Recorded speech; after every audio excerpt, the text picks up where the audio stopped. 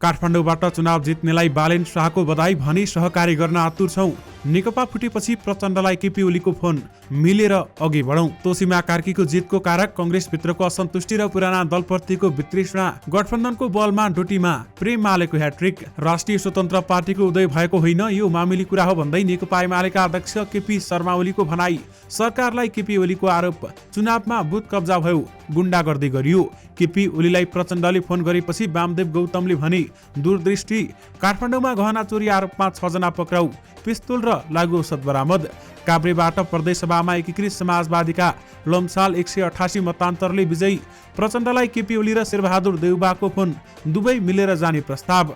काभ्रे 2 मा गोकुल बास्कोटा निरन्तर अगाडि।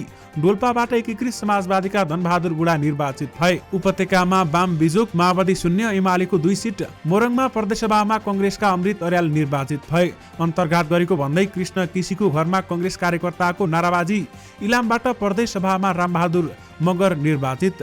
रौतहट 3 बाट प्रतिनिधि सभामा प्रभु शाह निर्वाचित।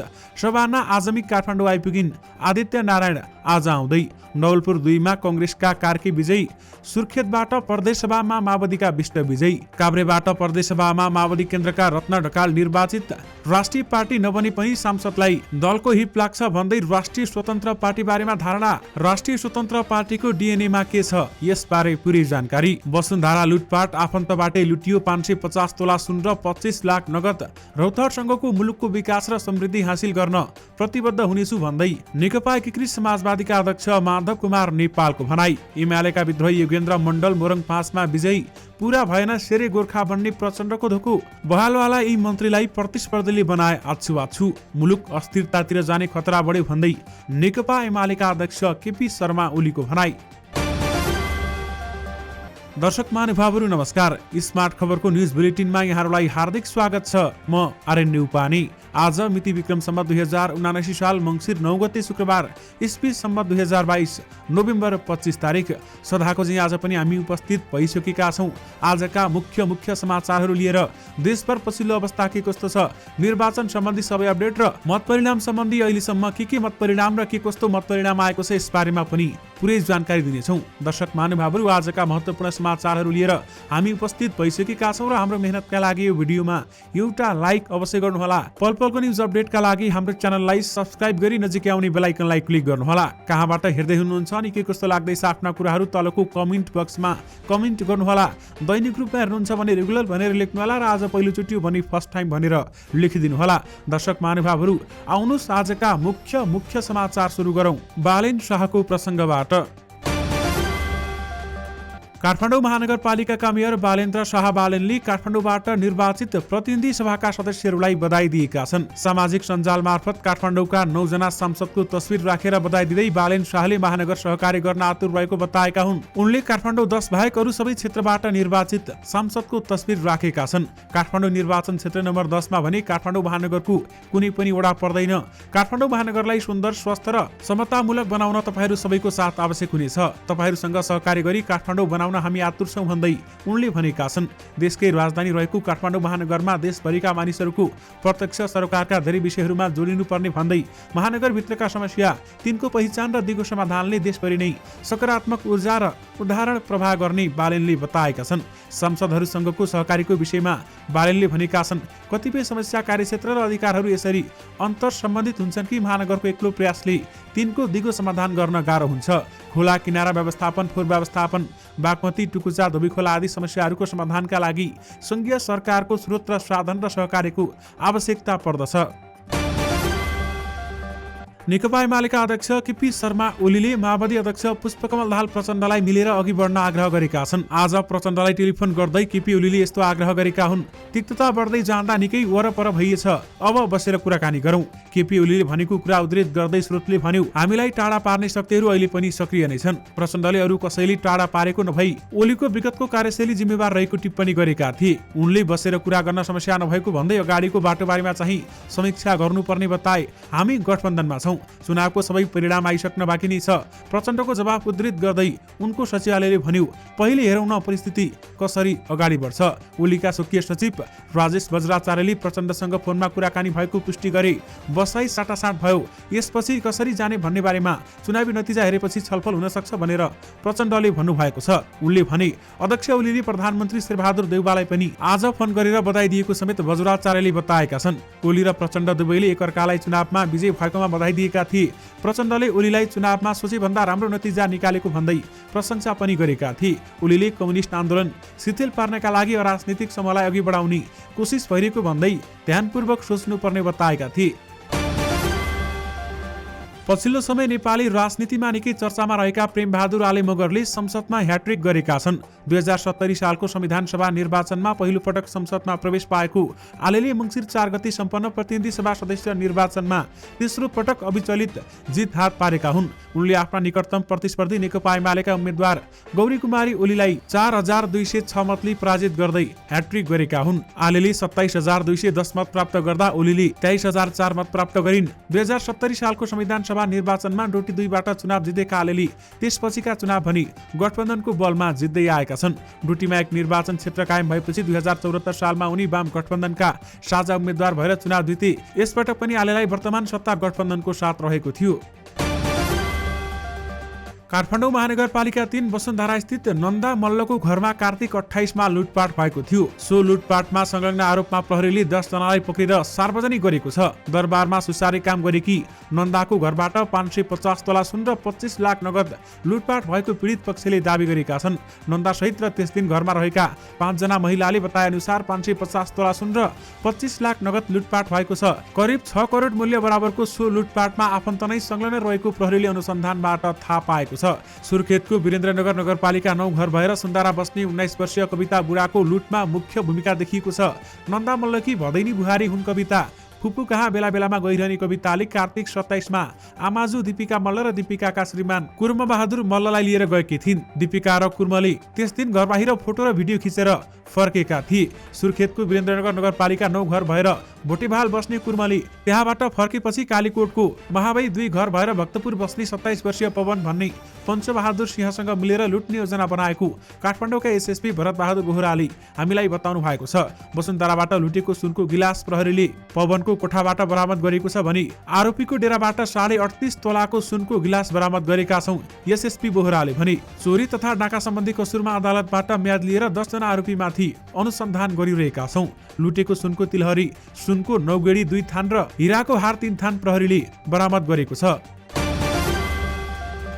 नेकपा एमालेका अध्यक्ष केपी शर्मा ओलीले अब मुलुकमा मिलिजुली सरकार निर्माण गर्नुपर्ने अवस्था आएको बताएका छन्। झापा क्षेत्र नम्बर 5 बाट प्रतिनिधि सभा सदस्यमा निर्वाचित ओलीले झापाको दमक स्थित निर्वाचन आयोगमा प्रमाणपत्र ग्रहण गर्दै यस्तो धारणा सार्वजनिक गरेका हुन्। पूर्व प्रधानमन्त्री ओलीले एमालेले मुलुकमा स्थिरता स्थायित्व कायम गर्न खोजेको तर त्यस अनुसार निर्वाचनको परिणाम भने नआएको बताए। हामीले भने जस्तो परिणाम निर्वाचनमा आएन, त्यसैले मिलिजुली सरकार बनाउने तर्फ राजनीतिक पार्टी लाग्नुपर्ने अवस्था सृजना भएको छ भन्दै उनले भने अबको 1-2 वर्षमा बहुमतको सरकार बनाउन गाह्रो हुने र बहुमतको सरकार बनिहाले पनि टिकाउन गाह्रो हुने ओलीले बताएका छन्। यो निर्वाचन परिणामले मुलुक अस्थिरतातर्फ जाने खतरा बढेको छ भन्दै उनले भनेका छन्। राष्ट्रिय स्वतन्त्र पार्टीका अध्यक्ष रवि लामिछानेले ठूला दल सस्तिने र जनताका पक्षमा काम गर्न अन्तिम मौका आएको बताएका छन्। चितवन 2 बाट प्रतिनिधि सभामा निर्वाचित भएपछि भरतपुरको गेस्ट हाउस चौरमा आयोजित धन्यवाद सभामा सम्बोधन गरेका लामिछानेले जनताले अहिले पनि पुराना दलहरूलाई अन्तिम मौका दिएको बताएका छन्। ठूला पार्टीलाई नेपाली जनताले अर्को मौका दिएका छन्, मौकाको दुरुपयोग नगर्नुहोला, जनताको पक्षमा काम गर्नुहोला, लामिछानेले भने। अन्यथा अहिले अधुरो रूपमा बजेको घण्टी अर्को 5 वर्षपछि देशभर चर्को रूपमा बज्नेछ, यो रोकिनेवाला छैन। लामिछानेले जनताले दिएको शक्तिलाई जनताको हितमा काम गर्ने बाचा सबैले गर्नुपर्ने बताए। उनले जनताले दिएको शक्ति लिएर आफ्ना कार्यकर्ता र आसेपासे आफन्त पुस्ने काम मात्रै नगर्न पनि आग्रह गरे। अब संसदमा कोही पनि भ्रष्टाचारी छिर्न नपाउने भन्दै लामिछानेले सबै दल भ्रष्टाचार नियन्त्रण र अहिलेसम्म भएका ठूला काण्डको छानबिनका लागि तयार हुनुपर्ने बताए। अहिलेको निर्वाचन परिणामले कोही पनि आत्तिन र मात्तिन नहुने भन्दै उनले निर्वाचन मार्फत युवाले हस्तक्षेपकारी भूमिका खेलेको धारणा राखेका छन्। नेपालको राष्ट्रियता, स्वाधीनता र स्वाभिमानको सम्मान गर्न उनले अन्तर्राष्ट्रिय समुदायलाई अपील गरी देशको सीमाको रक्षा गर्न निर्मम हुने भन्दै देशको गुमेको भूभाग प्राप्त गर्न कुनै कसर बाँकी पनि लामिछानेले नछाड्ने बताएका छन्। मागी खाने नभई गरी खाने देश बनाउन खोजेको दावी गर्दै लामिछानेले यसअघि नेपाली जनताले जित्न नपाएको तर यसपटक जितेको टिप्पणी गरे। उनले आफ्नो निर्वाचन क्षेत्रको कार्यालयमा जनताका समस्या सुन्ने एउटा खबरदारी र अर्को आइपरेका समस्याको गरी यी दुई अलग अलग बाकस राख्ने पनि बताएका छन्। यस्तै टोल तथा वडावडाबाट प्रतिनिधि छानेर संसदीय बोर्ड गठन गर्ने भन्दै त्यसका लागि प्रतिनिधि पठाउन सभामा उपस्थितहरूलाई आग्रह पनि गरे। निर्वाचनमा गरेका वाचा आफूले हुबहु कार्यान्वयन गर्ने पनि उनले प्रतिबद्धता जनाएका छन्। दर्शक महानुभावहरू, प्रतिनिधि सभा मत परिणाम अनुसार अहिलेसम्म कुन पार्टी अगाडि रहेको छ र कुन पार्टी पछाडि रहेको छ, आउनुस् तपाईहरुलाई यस बारेमा केही जानकारी दिउँ। दर्शक महानुभावहरू, यसमा कंग्रेस सबैभन्दा अगाडि रहेको छ। कंग्रेसले अहिलेसम्म 20 ठाउँमा अग्रता लिएको छ भने 33 जित निकालिसकेको छ, यानि कि 33 सिट जितिसकेको छ। त्यसैगरी कुल 53 भएको छ र समानुपातिक तर्फ 7,10,560 मत खसेको छ। त्यसैगरी नेकपा एमाले पार्टीमा भने अहिलेसम्म 26 जनाले अग्रता लिएका छन् र 21 जित निकालिसकेको छ। जम्मा 47 पुगेको छ र समानुपातिक तर्फ 7,40,097 भोट खसेको छ। त्यसैगरी माओवादी केन्द्रले अहिले 7 ठाउँमा अग्रता लिएको छ भने 9 जनाको जित भइसकेको छ र अहिले कुल संख्या 16 रहेको छ र 7 मा समानुपातिक तर्फ 3,28,317 मत खसेको छ। त्यसैगरी एकीकृत समाजवादीमा अहिले 1 जनाले अग्रता लिएका छन् अथवा 1 ठाउँमा अग्रता मिलेको छ र 9 जनाले जित निकालिसकेका छन्। कुल 10 पुगेको छ र समानुपातिक तर्फ 49,323 मत खसेको छ। त्यसैगरी राष्ट्रिय स्वतन्त्र पार्टीमा अहिले 1 ठाउँमा अग्रस्थान लिएको छ भने 7 जनाले जितिसकेका छन् र 8 कुल संख्या पुगेको छ। समानुपातिक तर्फ 3,09,067 मत खसेको छ। त्यसैगरी राष्ट्रिय प्रजातन्त्र पार्टीमा अहिले 3 जनाले अग्रता लिएका छन् अथवा 3 ठाउँमा अग्रता मिलेको छ। त्यसैगरी 4 जनाले जितिसकेका छन् र कुल संख्या 7 पुगेको छ। समानुपातिक तर्फ 1,88,206 मत खसेको छ। त्यसैगरी जनता समाजवादी पार्टीले भने अहिलेसम्म 4 स्थानमा अग्रता कायम राखेको छ भने 2 जना निर्वाचित भएका छन् र कुल संख्या 6 रहेको छ। अहिलेसम्म समानुपातिक तर्फ 94,596 मत खसेको छ। त्यसैगरी लोसपाले अहिले 2 ठाउँमा अग्रस्थान लिएको छ भने 2 जना निर्वाचित भइसकेका छन् र कुल संख्या 4 पुगेको छ। अहिलेसम्म समानुपातिक तर्फ 45,647 मत खसेको छ। त्यसैगरी नाउपा 1 ठाउँमा अग्रस्थानमा छ भने 2 जना निर्वाचित भइसकेका छन् र कुल संख्या 3 रहेको छ। समानुपातिक तर्फ 55,883 मत खसेको छ। त्यसैगरी अन्यमा अहिले 2 जनाले अग्रता लिएका छन् र 6 जना निर्वाचित भइसकेका छन्। काभ्रे क्षेत्र नम्बर 2 मा नेकपा एमालेका गोकुल बास्कोटाले मतान्तर बढाउँदै लगेका छन्। पछिल्लो मत परिणाम अनुसार बास्कोटाले 2300 बढीको मतान्तर बढाएका छन्। बास्कोटाले 29,827 मत ल्याउँदा उनका निकटतम प्रतिद्वन्दी नेपाली कंग्रेसका शिवप्रसाद धुमागाईले 27,490 मत प्राप्त गरेका छन्। यस्तै राष्ट्रिय स्वतन्त्र पार्टीका दिनेश धुमागाई भने 7,081 मतसहित तेस्रो स्थानमा रहेका छन्। अघिल्लो निर्वाचनमा भने यो क्षेत्रबाट एमालेका बास्कोटा नै निर्वाचित भएका थिए। आफ्नै उम्मेदवारलाई हराउन लागेको भन्दै कंग्रेसका कार्यकर्ताले कास्की कंग्रेसका पूर्व जिल्ला सभापति कृष्ण केसी विरुद्ध नाराबाजी गरेका छन्। हिजो बेलुका पोखरा 13 बाँझा पाटनमा पुगेर कंग्रेसका कार्यकर्ताले नाराबाजी गरेका हुन्।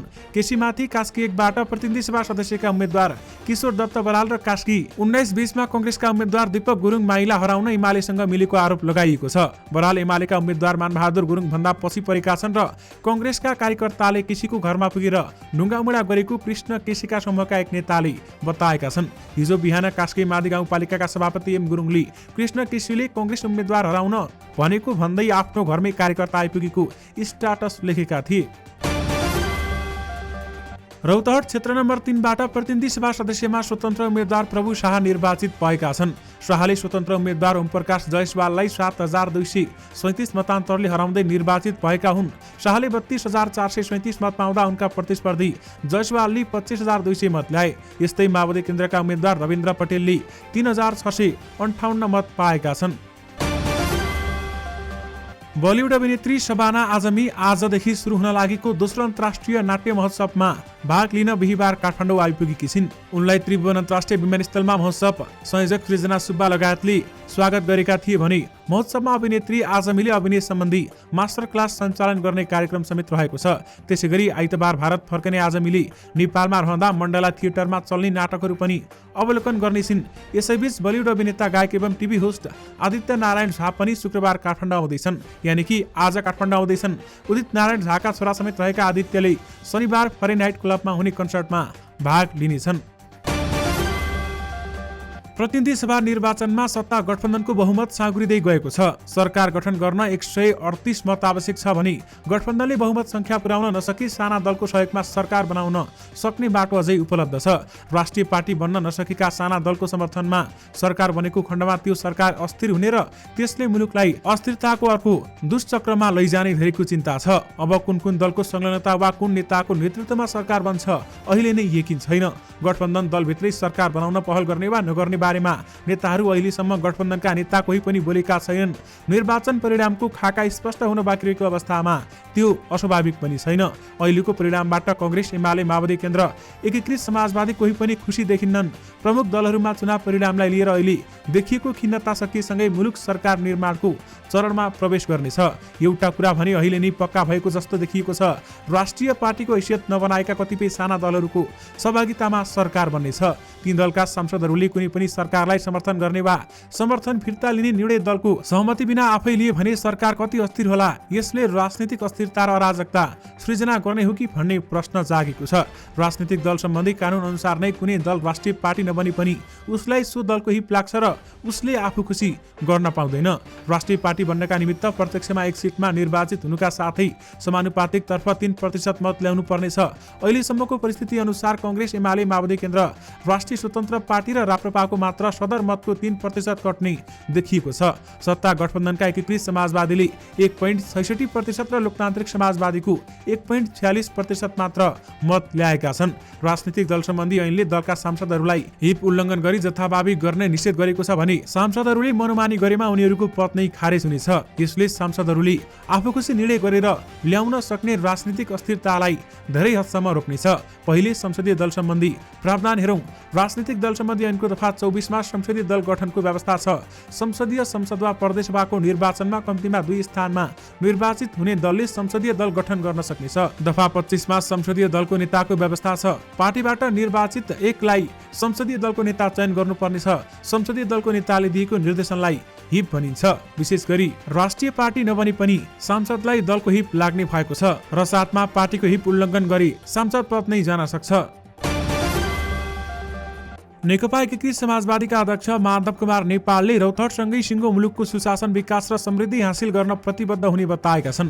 रौतहट क्षेत्र नम्बर 1 बाट निर्वाचित पहिलो गते सामाजिक सञ्जाल फेसबुकमा लेख्दै नेपालले विजय गराउने मतदातालाई धन्यवाद दिएका छन्। रौतहट क्षेत्र नम्बर 1 बाट प्रतिनिधि सभा सदस्यमा मलाई अत्याधिक मतका साथ विजय गराउनु भएकोमा सम्पूर्ण मतदाताहरूप्रति हार्दिक आभार व्यक्त गर्दछु भन्दै नेपालले लेखेका छन्।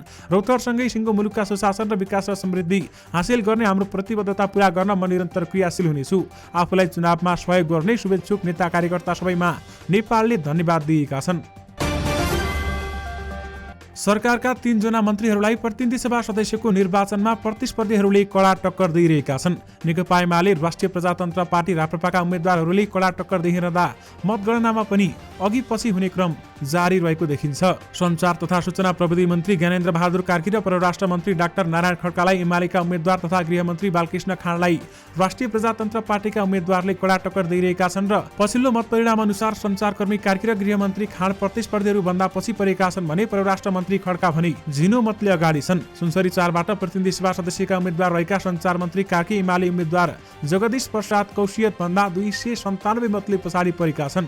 कुशियतले 13,207 मत ल्याउँदा कार्कीको 12,912 मत छ भने रूपन्देही 3 बाट उम्मेद्वार रहेका गृहमन्त्री खाँड, राप्रपाका उम्मेद्वार दीपक बोहरा भन्दा 231 मतले पछि छन्। उनले 21,511 मत ल्याउँदा एमालेको समर्थन रहेका बोहराको मत 21,822 मत पुगेको छ भने उदयपुर 1 बाट प्रतिनिधि सभा सदस्यमा रहेका परराष्ट्र मन्त्री खड्का एमाले उम्मेद्वार मञ्जु कुमारी चौधरी भन्दा 269 मतले अगाडि छन्। खड्काले 8,495 र चौधरीले 8,226 मत पाएकी छन्। यी तिनै क्षेत्रमा कडा प्रतिस्पर्धा चलिरहेकाले अन्तिम परिणाम कसको पक्षमा जान्छ भन्न गाह्रो भएको छ र रूपन्देही 3 मा खाँड विरुद्ध राप्रपाका दीपक बोहरा एमालेको सहयोगमा मैदानमा रहेका छन्। नेकपा एमालेका अध्यक्ष केपी शर्मा ओलीले मङ्सिर 4 को निर्वाचनमा देशका कयौं ठाउँमा सत्ता पक्षले बुथ कब्जा गरेको बताएका छन्। चुनाव जितेपछि झापाको दमक पुगेका ओलीले त्यहाँ एमाले कार्यकर्ता र शुभेच्छुकहरूलाई सम्बोधन गर्दै यस्तो बताएका हुन्। देशका कतिपय ठाउँमा चुनाव जित्ने नाममा मान्छे मार्ने काम भएको छ। सत्ता पक्षको संरक्षणमा बुथ कब्जा गराउने र गुण्डागर्दी गराउने काम भयो। उनले भने घरमा सुतेका मान्छेलाई बाहिर निकालेर हत्या गरियो। सत्ता संरक्षणका अपराध र गुण्डागर्दी भयो।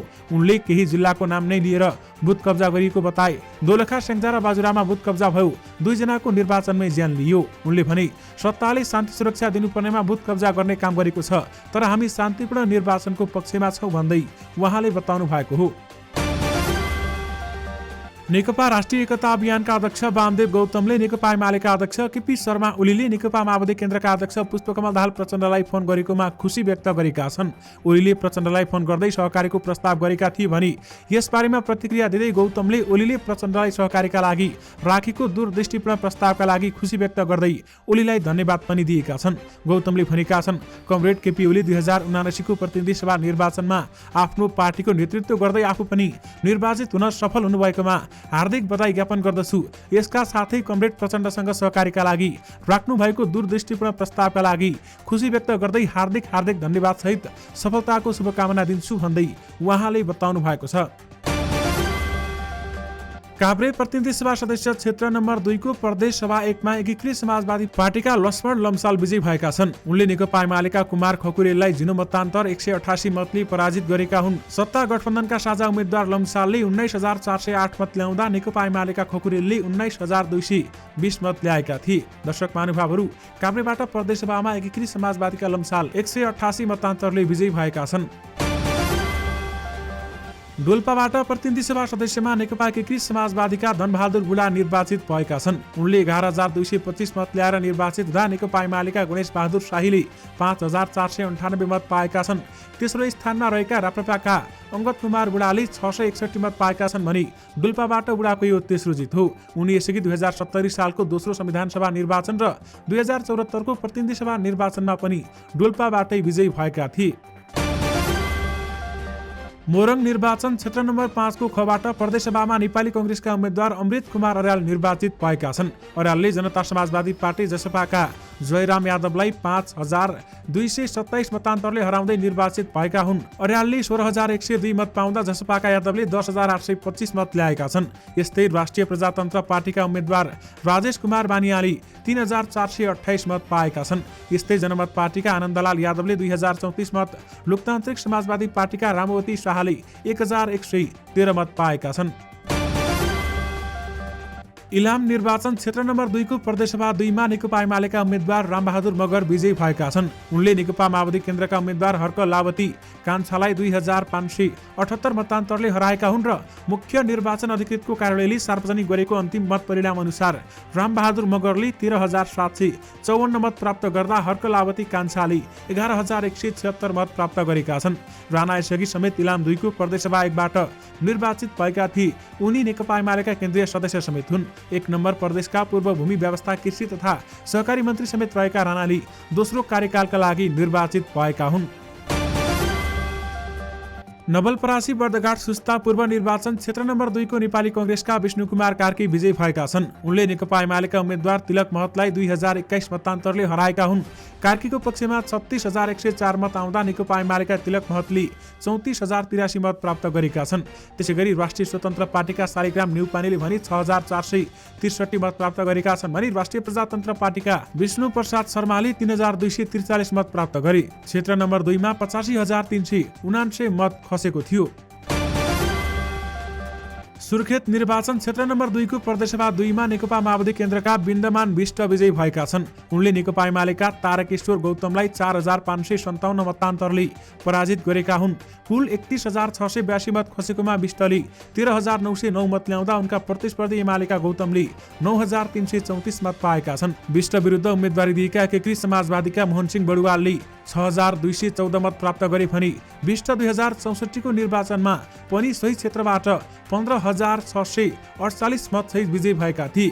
कर्णाली प्रदेश सरकारको पूर्व अर्थमन्त्री समेत रहेका विष्ट माओवादी केन्द्रको तर्फबाट भावी मुख्यमन्त्रीका रूपमा आफूलाई दावी गर्दै आएका छन्। काभ्रे 1 मा 1 को प्रदेश सभामा नेकपा माओवादी केन्द्रका रत्न ढकाल निर्वाचित भएका छन्।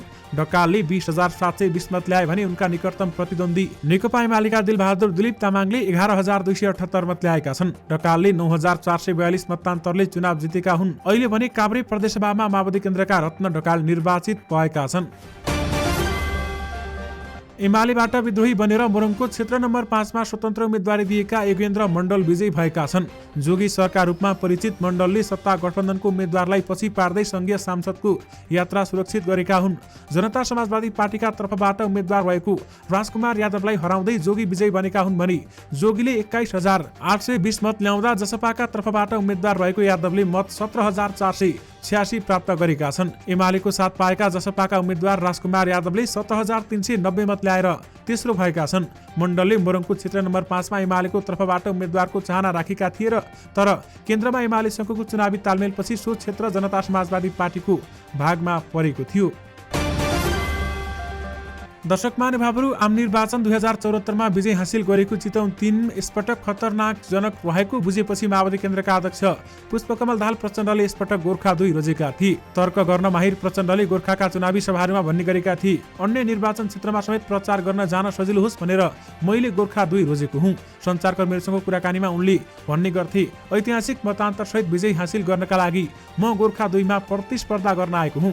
गोर्खा 2 मा हामी जित्छौँ तर चान्चुने मतान्तरले जितेर हुँदैन। गोर्खाबाट उम्मेदवारी दर्ता गरेपछि प्रचण्डले सत्ता गठबन्धनका आन्तरिक भेलाहरूमा भन्ने गरेका थिए, ऐतिहासिक रेकर्ड कायम हुने गरी जित्नुपर्छ। दर्शक महानुभावहरू, ऐतिहासिक रेकर्ड कायम हुने गरी भने मत आएन। सत्ता गठबन्धनमा आबद्ध दलहरूमध्ये स्थानीय तह निर्वाचनमा गोर्खा 2 मा माओवादी केन्द्रका वडा अध्यक्ष उम्मेदवारहरूले 22,250, कङ्ग्रेसका उम्मेदवारहरूले 21,136 र जसपाका डाक्टर बाबुराम उम्मेदवारहरूले 7,504 मत प्राप्त गरेका थिए। सत्ता गठबन्धनका उम्मेदवारहरूले गोर्खा 2 मा प्राप्त गरेको मत 51,312 थियो भने सो क्षेत्रमा एमाले उम्मेदवारहरूले 7,926 मत प्राप्त गरेका थिए। अर्थात् एमालेको तुलनामा सत्ता गठबन्धनका उम्मेदवारले गोर्खा 2 मा 6.5 गुणा बढी मत प्राप्त गरेका थिए। सत्ता गठबन्धन र एमालेका उम्मेदवारहरूबीच स्थानीय तहमा रहेको यही मतान्तर कायम गर्दै प्रचण्डले यसपटक गोर्खा 2 बाट विजय हासिल गर्न सकेको भए उनलाई करिब 43,000 मतको अग्रता प्राप्त हुने थियो र यो नेपालको चुनावी इतिहासमा साँच्चैकै ऐतिहासिक मतान्तर पनि साबित हुने थियो, किनकि हालसम्म सबैभन्दा बढी मतान्तरका साथ विजय हासिल गर्ने उम्मेदवार हेमबहादुर मल्लले कायम गरेको मतान्तरको रेकर्ड 39,150 हो। 2043 सालमा आम निर्वाचनमा धनुषाबाट सो मतान्तर सहित राष्ट्रिय पञ्चायतका लागि चुनिएका थिए। रोचक चाहिँ के थियो भने मतान्तर पनि उनकै पत्नी शारदा मल्लसँग कायम भएको थियो।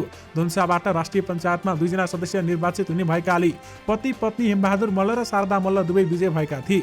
त्यो निर्वाचनमा हेमबहादुरलाई 93,149 मत प्राप्त भएको थियो भने शारदाले 53,996 मत सहित दोस्रो स्थानमा रहेर विजय हासिल गरेकी थिइन्। तर अहिलेसम्मकै बढी मतान्तरका साथ चुनाव जितेर शेरे गोर्खा बन्ने उनको धोको पूरा भएको छैन। दर्शक महानुभावहरू, प्रचण्डको शेरे गोर्खा बन्ने सपना अथवा धोको अपुरो रहेको छ। अहिले प्रचलनमा रहेको भारी मतान्तरले जित भन्ने बाहेक अन्य चुनावी पगरी गुत्ने मौका पनि उनले पाएका छैनन्। 13,466 मतअन्तर सहित विजय हुँदा प्रचण्डले 26,103 मत पाएका छन् र निकटतम प्रतिद्वन्दी राष्ट्रिय स्वतन्त्र पार्टीका कविन्द्र बुग्लाकोटीले 12,637 मत प्राप्त गरेका छन्। शेरे गोर्खा बन्ने धोको सहित गोर्खा 2 मा गएका प्रचण्डले जति मत प्राप्त गरेका छन् त्योभन्दा निकै धेरै मतान्तर एमाले अध्यक्ष केपी शर्मा ओलीले झापा 5 मा कायम गरेका छन्। ओली त्यहाँ 52,319 मत सहित विजयी भएका छन्।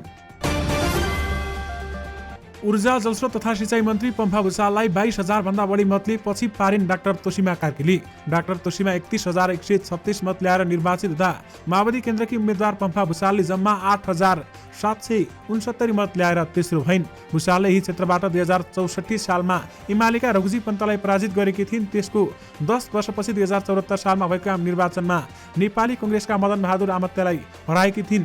2074 को संसदीय चुनावमा निर्वाचित हुने माओवादीबाट उपत्यकामा नै एक्लो उम्मेदवार हुन्। पम्फालाई यसपटक कङ्ग्रेस र एमाले फुटेर बनेको दल नेकपा एकीकृत समाजवादीको समर्थन थियो। उनले कम मत ल्याउनुमा कङ्ग्रेसभित्रको असन्तुष्टिलाई मुख्य कारण मानिएको छ र साथमा कङ्ग्रेसभित्रको असन्तुष्टि र पुराना दलप्रतिको वितृष्णाले तोसीमाको जितको कारक मानिएको छ। दर्शक महानुभावहरू, यो सँगै तपाईँहरूमाझ आजका सबै मुख्य समाचारहरू राखिसकेका छौँ। फेरि पनि तपाईँहरूमाझ नयाँ मुख्य समाचारको साथमा उपस्थित हुने नै छौँ। अहिलेलाई भने मलाई बिदा दिनुहोस्। नमस्कार।